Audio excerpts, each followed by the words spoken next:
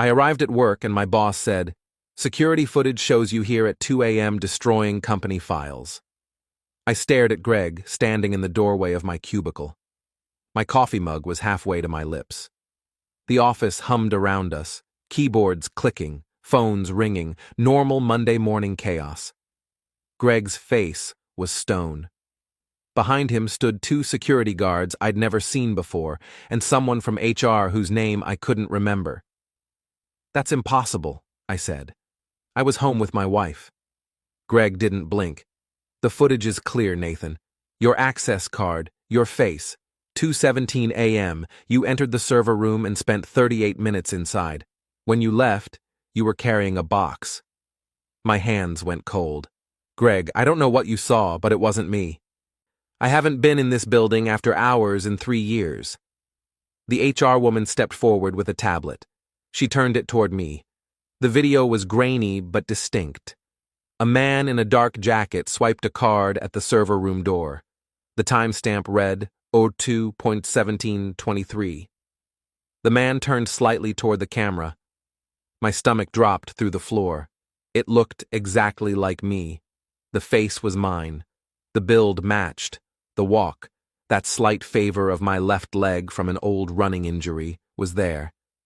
I watched myself move through the hallway with purpose, unlock the server room, disappear inside. 38 minutes later, the same figure emerged holding a cardboard file box, walked straight to the emergency exit, and vanished. "This is insane," I said. "Check the logs. Check my home security system. My wife will tell you I was asleep." Greg's jaw tightened. "We need you to come with us to the conference room. Don't touch your computer. Don't access any files. Security will escort you." The 2 guards moved closer. People were watching now, heads popping up over cubicle walls like prairie dogs. I stood slowly, my chair rolling backward. "I didn't do this. Someone set me up." Nobody responded. The walk to the conference room felt like a death march. Whispers followed us. 23 steps past the break room where I'd laughed with Dennis about fantasy football on Friday. 15 more past the project board displaying our team's Q3 achievements. My name listed under 3 successful implementations. Inside the conference room sat 2 police detectives. One was older, gray at the temples, tired eyes. The younger one had her notebook already open. "Nathan Reeves?" the older one asked. "Yes, but I need you to understand something is very wrong here." He gestured to a chair. "Sit down, Mr. Reeves. I'm Detective Barnes. This is Detective Kowalski. Your employer has reported a theft of proprietary company information. They've shown us security footage placing you at the scene." I sat. The chair was too low, making me feel small. "That footage is fake, or someone who looks like me, or I don't know what, but it's not me. I was home. My wife, Jennifer, she'll confirm it. We watched a movie and went to bed around 11. I didn't leave the house." Kowalski wrote something. "What movie?" The question felt like a trap. "I don't remember. Something on Netflix. A thriller, maybe." Barnes leaned forward. "Your access card was used. The company says only you have that card. Is that correct?" I pulled my wallet from my pocket, fumbled it open. My access card sat in its usual slot behind my driver's license. I held it up. "Right here. I always have it." Barnes took the card, examined it, handed it to Kowalski. She photographed it with her phone. "When was the last time you used this?" Barnes asked. "Friday afternoon leaving work. I swiped out at 5:38. Greg spoke from the doorway. "Our system shows this card was used to enter the building at 2:16 a.m. Sunday morning." Sunday morning, yesterday. Jennifer and I had slept in, made pancakes, spent the afternoon at her mother's house. We'd gotten home around 6, ordered Chinese food, fallen asleep watching some documentary about ocean life. "Check my credit card statements," I said. "Check my phone location data. Check my car's GPS. I have a smart home system that logs when doors open. All of it will show I was home." Kowalski looked up. We'll need access to all of that. I nodded, pulled out my phone. My hands shook. Barnes stopped me. Not now. We're going to need you to come down to the station. We have some more questions. The world tilted. Am I under arrest? Barnes stood. Not at this time, but we strongly suggest you cooperate fully with this investigation. I called Jennifer from the parking lot. My personal cell, not the company phone they'd confiscated. She answered on the third ring. Nate? It's 10:30. Aren't you in meetings? My voice cracked. They're saying I broke into the office yesterday at 2 a.m. They have video footage. The police were here. I need you to tell them I was home. Silence stretched between us. Jen? Her voice came back small, confused. You were home. Of course you were home. We fell asleep watching that thing about dolphins. Relief flooded through me. Can you come to the police station? They need you to confirm it. Another pause. Are you in trouble? The question hurt more than it should have. Someone's setting me up. The video shows someone who looks exactly like me, but it's not me. She said she'd meet me there in 20 minutes. I sat in my car watching people walk into the building where I'd worked for 8 years. The building where I'd gotten promoted twice, where I'd trained 6 new hires, where I'd spent more waking hours than anywhere except home. Now I couldn't go inside. Now I was escorted out like a criminal. The police station smelled like burnt coffee and industrial cleaner. Jennifer arrived before they called me back. She looked scared.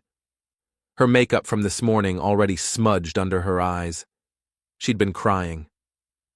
What's happening? She asked, grabbing my hands. They felt cold in hers. I explained everything, the footage, the access card, the file box. She shook her head repeatedly. But you were right next to me. You snore. I woke up at 3 because you were snoring and I had to nudge you to roll over. That detail felt important somehow. I told her to remember it. Barnes appeared and led us to an interview room. Gray walls, gray table, gray chairs. A camera in the corner with a red light blinking. He asked Jennifer to recount our evening. She did, her voice steady at first. We'd watched a movie, something forgettable on Netflix. We'd gone to bed around 11. She'd woken up at 3 a.m. when my snoring got too loud. I'd rolled over when she pushed my shoulder. We'd both fallen back asleep. Morning came normal. I'd left for work at 8:15, same as always. Barnes wrote everything down. Then he slid a photograph across the table. The security footage image, printed and enhanced. The man's face stared up at us. This isn't your husband? He asked Jennifer. She picked up the photo, studied it, her brow furrowed. It looks like him. But Nate was home. This doesn't make sense. Barnes retrieved the photo. Is there any way he could have left the house without you knowing? Maybe after you fell back asleep? Jennifer's face hardened. No, our bedroom is on the 2nd floor. The stairs creak. The garage door is loud. The alarm system would have chimed. I'm a light sleeper. There's no way. Kowalski entered with a laptop. She set it on the table, turned it toward us. We pulled the data from your home security system, Mr. Reeves. Your company gave us the warrant. My stomach clenched. On the screen was a log of every entry and exit at our house. Saturday night, the front door showed locked at 9:32 p.m. The garage door showed closed. No activity until Sunday morning at 8:14 when I'd left for work. See, I said, I didn't leave. Kowalski scrolled down. Except the system shows the alarm was disarmed at 1:53 a.m. Sunday morning. Front door opened, closed again at 1:58 a.m., then disarmed again at 3:39 a.m. Door opened, closed at 3:41. Alarm reactivated. The blood drained from my face. Jennifer made a sound like she'd been hit. That's impossible, I said. I didn't do that. Barnes tapped the screen. The code entered was yours. Your personal code that nobody else has. I stared at the numbers, my code, my access, my face on the security footage, my card opening the office. The air felt too thin. Someone cloned my access card, I said. Someone hacked our alarm system. Someone did something because I did not leave my house. Jennifer's hand had gone rigid in mine. Nate. Her voice was strange. I turned to look at her. Her eyes were wide, searching my face for something. I woke up at 3, she said slowly. You were there. You were snoring. I pushed you, and you rolled over. I remember it clearly. Kowalski leaned forward. What time did the alarm log show the second entry? Jennifer's lips moved silently. 3:39. The second entry happened at 3:39. She'd woken me at 3. Mrs. Reeves, Barnes said gently. When you pushed your husband and he rolled over, did he say anything? Open his eyes? She shook her head. No, he just rolled over and kept sleeping. It was normal. It's happened 100 times. Barnes and Kowalski exchanged a look. Did you actually see his face when you pushed him? Kowalski asked. The question hung in the air like smoke. Jennifer's hand pulled away from mine. What are you implying? I asked, my voice rising. Barnes raised a palm. We're just trying to establish a timeline. Mrs. Reeves, in the dark, when you woke up at 3 a.m. and pushed the person next to you, did you verify it was your husband? Jennifer stood abruptly. Of course it was my husband. Who else would it be? This is insane. But her voice wavered. I could see the doubt creeping in, the terrible math adding up in her mind. Someone left our house at 1:58. Someone returned at 3:39. She'd woken up and pushed someone at 3, thinking it was me. I need to see that security footage again, I said. From the office, I need to see it clearly. Barnes nodded to Kowalski. She pulled it up on the laptop, enhanced and slowed down. The figure walked through the hallway. I watched myself move frame by frame. The jacket was dark, unmarked. The gait was mine, that slight left leg compensation unmistakable. The hands were covered in gloves. The face turned toward the camera for just a moment. My face, my features. But something was wrong. I leaned closer. Go back, I said. Stop right there. The image froze, the man's face in profile. I pointed at the screen. That's not my nose. Jennifer moved closer. What? I traced the line of the nose in the image. My nose has a bump from when Dennis accidentally hit me with a softball 3 years ago. Right there, on the bridge. This nose is straight. Barnes squinted at the screen. That could just be the angle or the resolution. I pulled out my phone, opened the camera, took a selfie from the same angle as the security footage. I held it next to the screen. The difference was subtle, but there.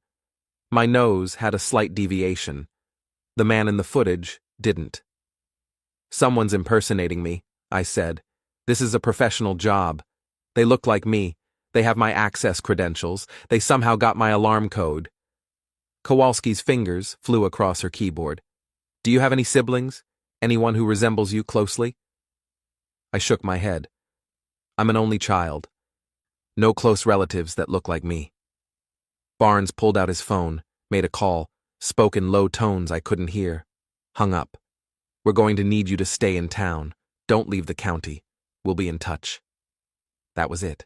No arrest, but the suspicion hung over me like a storm cloud. Jennifer and I drove home in separate cars. She said she needed time to think. I watched her taillights disappear into traffic and felt the first crack in my marriage open up. At home, I went through every security log, every camera angle, every piece of data I could access. The timestamps were clear. Someone had disarmed my alarm using my code. Someone had opened my front door twice.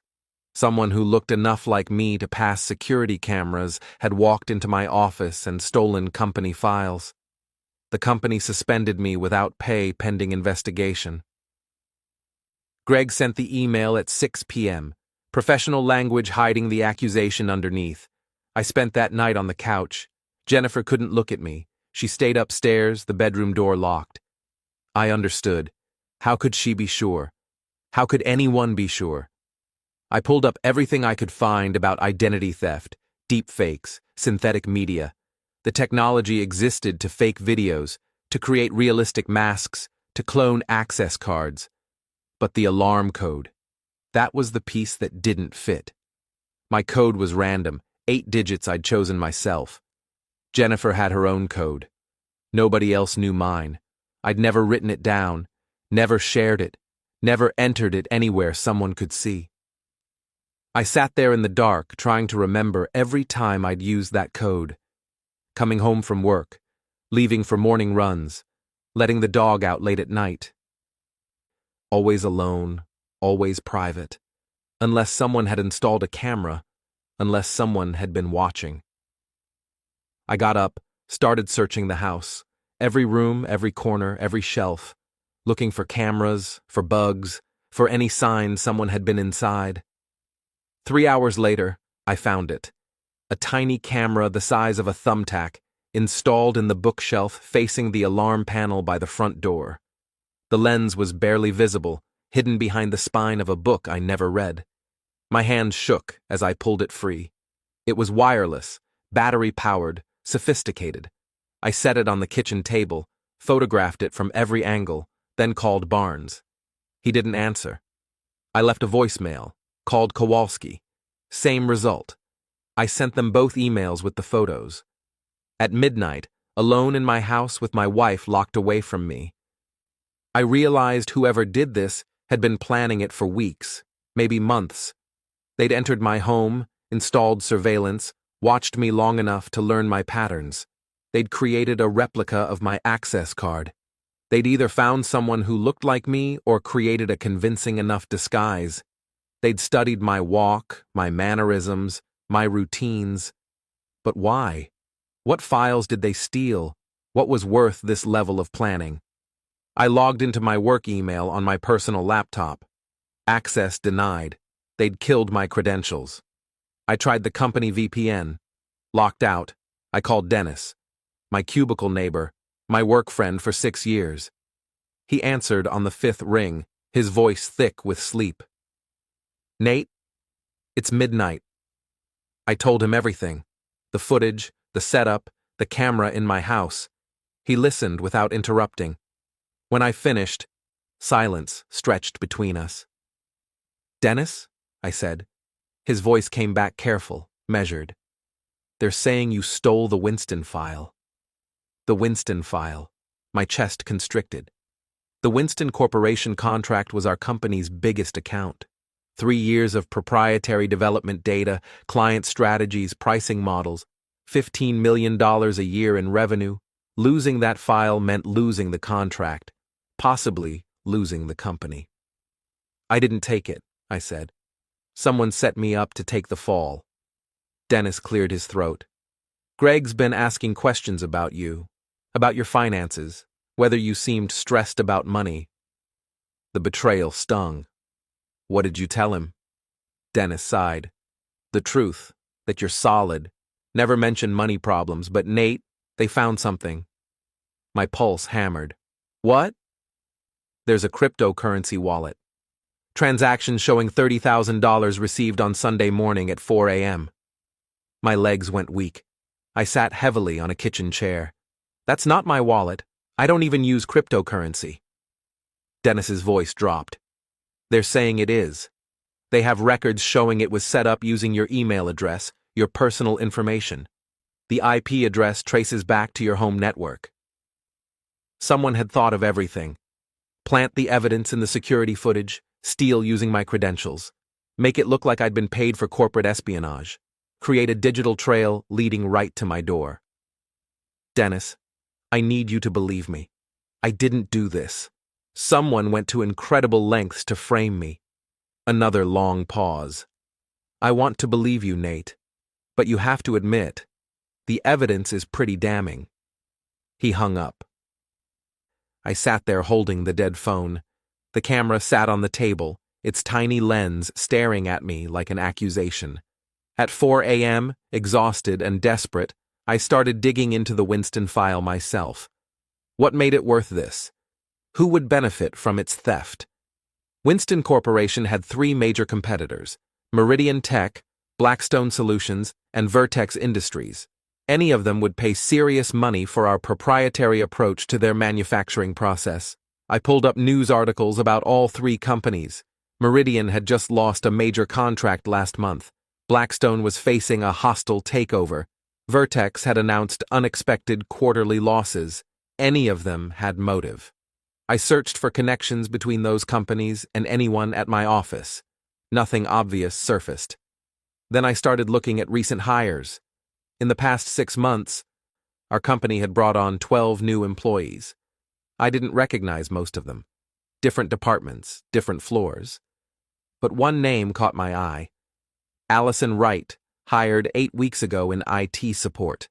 Her LinkedIn profile showed previous employment at Vertex Industries. I screenshot everything: her work history, her connections, her timeline. She'd left Vertex in July, started at our company in September. Access to all our systems. IT credentials that could bypass normal security.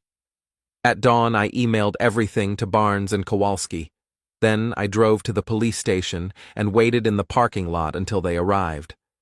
Barnes looked annoyed to see me. I showed him the camera, showed him my research on Allison Wright, explained my theory. Someone inside IT had the access to clone my credentials, to set up the fake cryptocurrency wallet, to manipulate the security logs. Someone with a connection to a competitor had motive to steal the Winston file. Someone had installed surveillance in my house to learn my patterns and my alarm code. Barnes took the camera, bagged it as evidence. He wrote down Allison Wright's name, but his face showed skepticism. "Mr. Reeves, I understand you're trying to establish your innocence, but this sounds like you're grasping at straws." I wanted to scream. "Then investigate her, check her background, see if she had access to the systems that would let her do this." Kowalski appeared with coffee, handed one to Barnes. She glanced at me. "We spoke to your neighbors. The Kowalskis across the street said they saw your car leave around 2 a.m. Sunday morning. Said they remembered because their dog was barking at something." The world tilted again. "That's impossible. My car was in the garage all night. They described your car specifically. Dark blue sedan, license plate starting with 7KF. Your plate starts with 7KF, correct?" I nodded numbly. "But Jennifer's car is also dark blue. Did they see which driveway?" Barnes flipped through his notes. "They said your driveway. They were certain." I pulled up my car's GPS history on my phone. Modern cars tracked everything. The log showed my car parked at home from Saturday evening through Monday morning when I'd driven to work. I showed them. Barnes studied it. This data can be spoofed. Disconnecting the GPS module while driving would show the car stationary. I felt the walls closing in. Every piece of evidence I presented got explained away. Every defense crumbled under scrutiny. "Check the mileage," I said desperately. "My car has 63,000 miles on it. If someone drove it Sunday night, the mileage would show it." Barnes wrote that down, but his expression said he wasn't convinced. I left the station feeling defeated. At home, Jennifer was in the kitchen. Her eyes were red. She'd been crying again. "I called my sister," she said without looking at me. "I'm going to stay with her for a few days." The words hit like bullets. "Jen, please, I didn't do this. Someone's destroying our lives." She finally looked at me. "I want to believe you. I really do.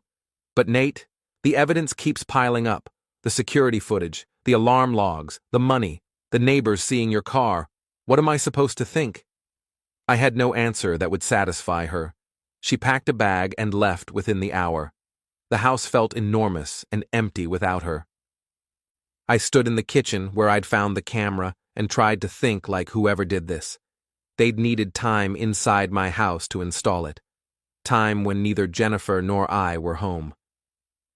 I pulled up our calendar. We'd gone to her mother's house for dinner 2 Sundays ago. Been gone from 3 p.m. to 9 p.m. Before that, we'd spent a Saturday at a wedding, gone from noon to midnight. Any of those windows would have been enough. I checked our home security logs for those dates. Nothing.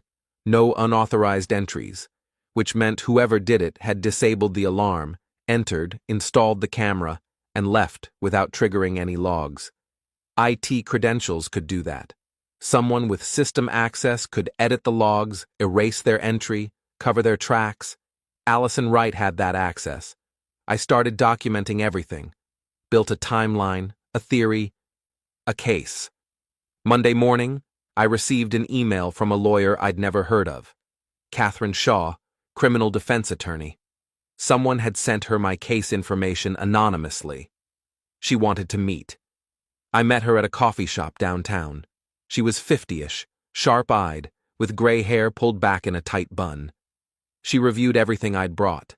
The camera, my timeline, the Allison Wright connection, all of it. "This is sophisticated," she said. "Whoever set this up knew what they were doing, but proving it's going to be difficult. The prosecution has video evidence, digital evidence, witness testimony. You have a theory." I slumped in my chair. "So I'm screwed." Catherine shook her head. "Not necessarily. We need to find Allison Wright. We need to prove she had the means and opportunity. We need to find out who paid her." She made calls while I sat there. By the end of the hour, she'd learned that Allison Wright hadn't shown up for work on Monday, or Wednesday. She'd called in sick, then stopped responding to emails. "That's suspicious," Catherine said. "People who commit elaborate fraud usually run right after. Let me make more calls." I went home and waited. The silence pressed down on me. No wife, no job, no clear path forward. That afternoon, Catherine called back. "I found something. Allison Wright purchased a one-way ticket to Panama City. Flight left Monday night." My heart sank. "She's gone." Catherine's voice held something else, though. "She's gone, but she made a mistake. She bought the ticket using a credit card registered to a business account. A consulting company called Meridian Strategic Partners. Meridian. Not Meridian Tech exactly, but close enough to raise questions. "Can we trace that company?" I asked. Catherine's smile carried through the phone. "Already did. It's a shell company registered in Delaware 3 months ago. The registered agent is a lawyer who specializes in corporate espionage defense." We had a thread. Catherine pulled it. Over the next week, she hired a private investigator who followed the money. Meridian Strategic Partners received funding from an investment group tied to Meridian Tech's CEO. The plan crystallized. Meridian Tech needed the Winston file to compete with our company's contract renewal.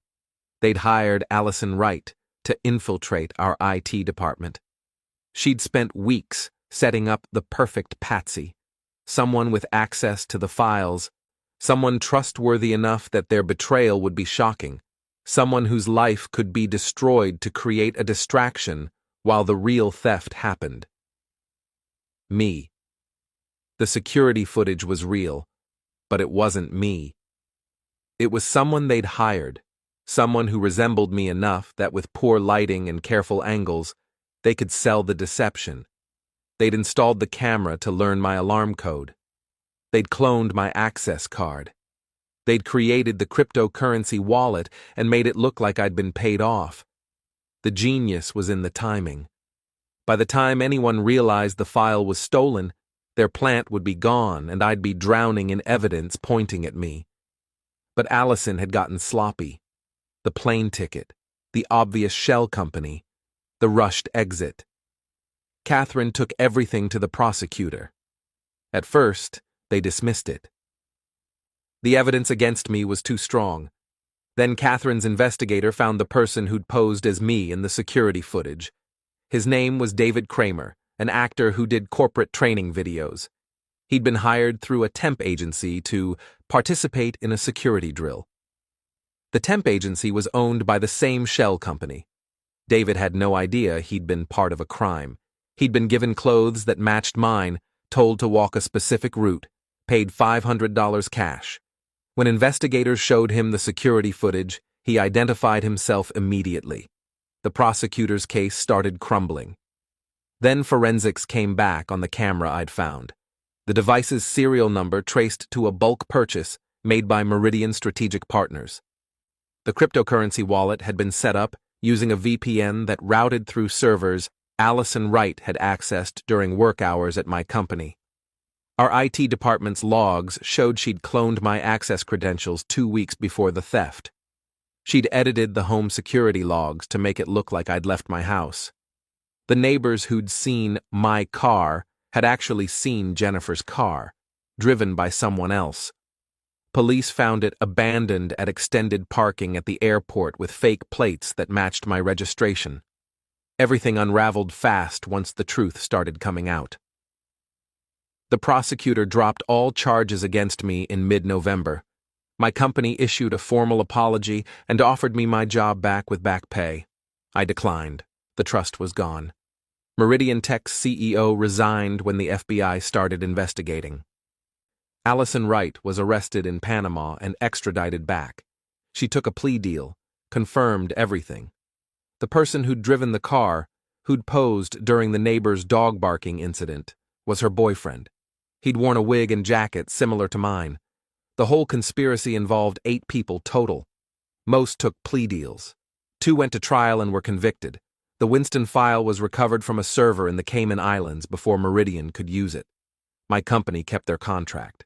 I kept my sanity, barely. Jennifer came home in December. We spent Christmas rebuilding trust, brick by careful brick. The experience changed me, made me paranoid about security, about technology, about how easily a life can be dismantled with enough planning and malicious intent. I found work at a smaller company, one where I knew everyone, where the culture felt more like family. 6 months after the charges were dropped, I testified in the civil suit against Meridian Tech. My company won $80 million in damages. They offered me a settlement for what I'd been through. I took it, paid off the mortgage, put the rest in trust for the kids Jennifer and I hope to have someday. But the scars remain. I still check for cameras. I still verify every security log. I still wake up sometimes from nightmares where I'm watching myself on security footage doing things I never did, and nobody believes me. The prosecutor told me I was lucky, that most people in my situation don't find the thread that unravels the conspiracy. Most people take plea deals for crimes they didn't commit because fighting seems impossible. I think about that a lot.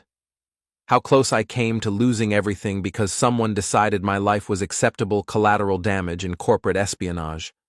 How fragile trust is. How easily evidence can be manufactured. How systems designed to find truth can be manipulated by people with enough resources and absence of conscience.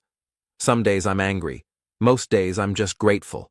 Grateful for Catherine, who believed me. Grateful for Jennifer, who came back. Grateful for the small mistakes Allison Wright made that gave us the thread to pull. I don't work in corporate tech anymore. I consult now, helping companies improve their security against internal threats. I teach them what I learned, that the most dangerous attacks come from inside, that trust is a vulnerability, that verification matters more than assumption. People ask if I've forgiven the people who did this to me. I haven't. Forgiveness feels like something I might reach in another decade. Right now, I'm focused on moving forward, on rebuilding the life they tried to destroy, on being the person who knows how dark things can get and chooses to step into light anyway. The camera I found sits in a safe deposit box now, evidence preserved in case appeals happen. Sometimes I think about taking it out and destroying it, but I keep it as a reminder of what's possible, of what's at stake, of how vigilant we need to be. Jennifer and I are expecting our first child in March, a daughter. We're naming her Hope because after everything we went through, hope is what brought us back to each other. Hope that truth matters, that justice exists, that people who do wrong face consequences, that lives can be rebuilt, that trust, once shattered, can slowly be pieced back together with patience and time. I still see Greg occasionally. He apologized profusely, explained he'd been pressured by corporate to act fast. I accepted the apology but declined his invitation to grab coffee. Some bridges, once burned, aren't worth rebuilding. The security guards who escorted me out that Monday morning probably don't remember me. Dennis moved to a different company. We don't talk anymore. The HR woman whose name I never learned sent me a LinkedIn request. I ignored it. The office where I spent 8 years of my life feels like someone else's memory now. I drive past it sometimes and feel nothing. No anger, no nostalgia, just distance. The Winston Corporation renewed their contract with my old company for another 5 years. The proprietary work I'd done on that account helped secure the deal. I received a bonus check for my contributions. I donated it to an organization that helps people wrongly accused of crimes afford legal defense. Catherine Shaw and I have coffee quarterly now. She tells me about her cases, the innocent people she's fighting for. I listen and remember how close I came to being a statistic instead of a survivor. The system worked for me eventually, but it almost didn't.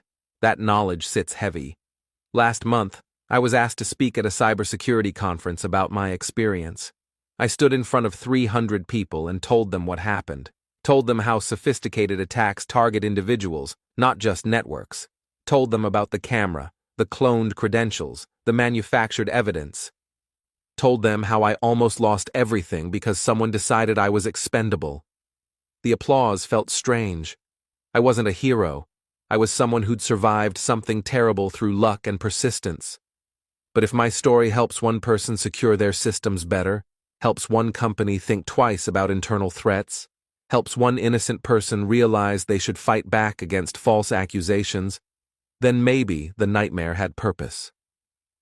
Jennifer sits in the front row at these talks. Her hand rests on her growing belly.